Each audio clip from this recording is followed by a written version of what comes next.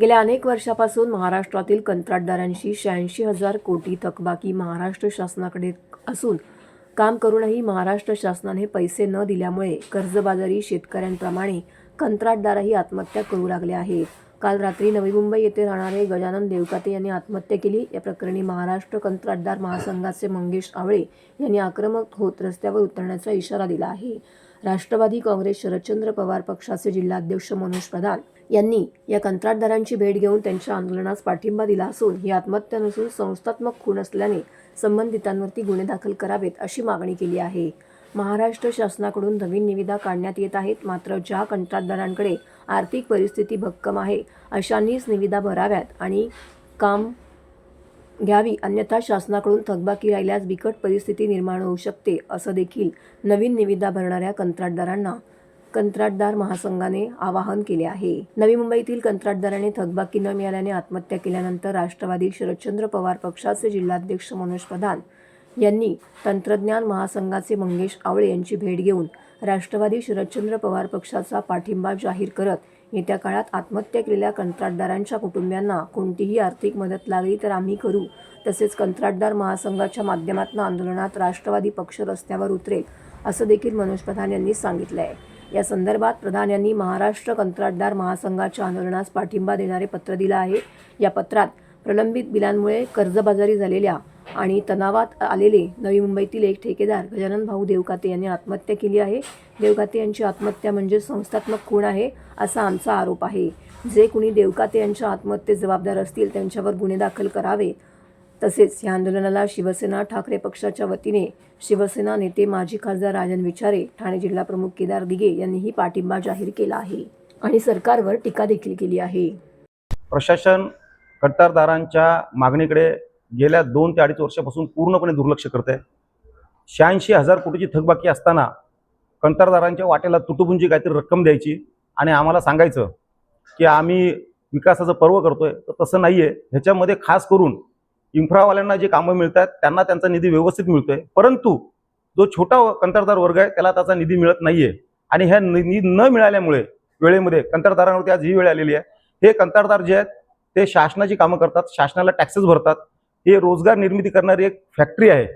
ही factory आज MSMEच्या माध्यमातून केंद्र शासन सांगतं की MSME लघु उद्योजकांना चालना द्या. आम्ही लघु उद्योजकच आहोत ना, मग लघु उद्योजकांना मारून तुम्हाला काय मिळणार आहे?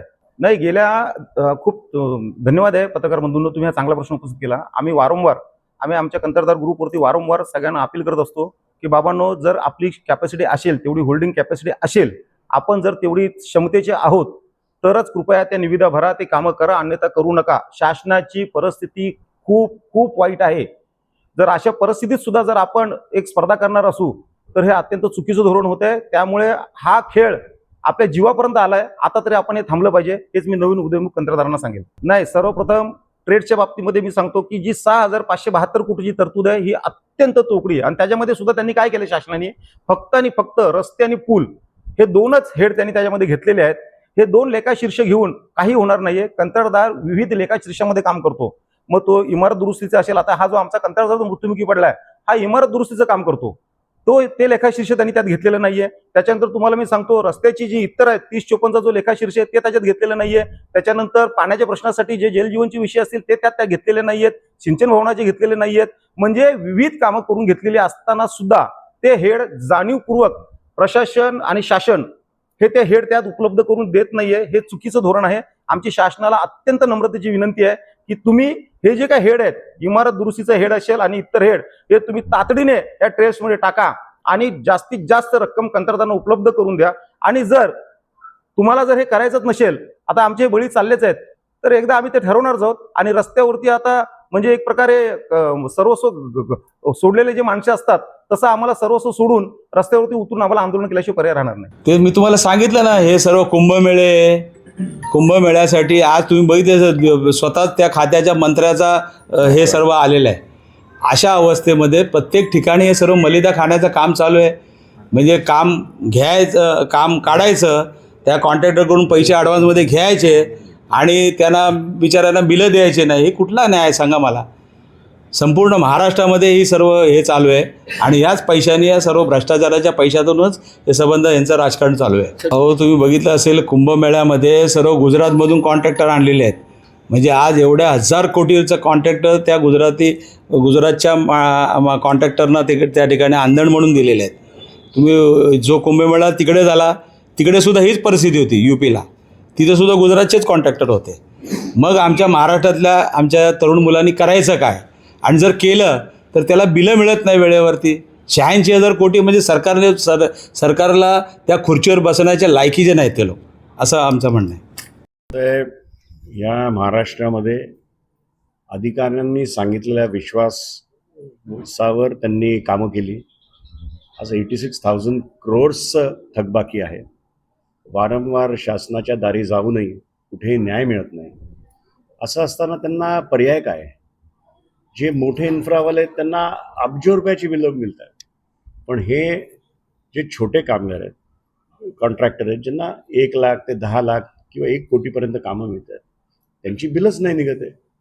मग आमचा एक छोटासा ठेकेदार नवी मुंबईमध्ये राहणारा देवकाते नावाचे 45व्या वर्षी त्यांना काही उपायच दिसला नाही दुसरा.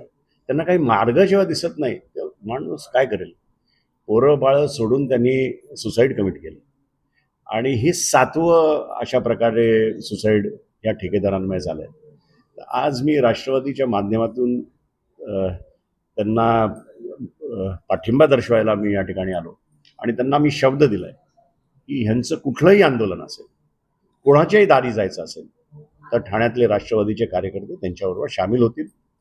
देवकाते जे ठेकेदार होते त्यांच्या परिवाराच्या दुःखात आम्ही सामील आहोत आणि त्यांच्या घरच्यांना काहीही आर्थिक मदत लागली आणि यांनी जर तसा आम्हाला निरोप दिला तर आव्हाड साहेबांच्या माध्यमातून आम्ही काही ना काहीतरी फुल न फुलाची पाकळी त्यांना मदत होईल या दृष्टीने आम्ही पाहतो.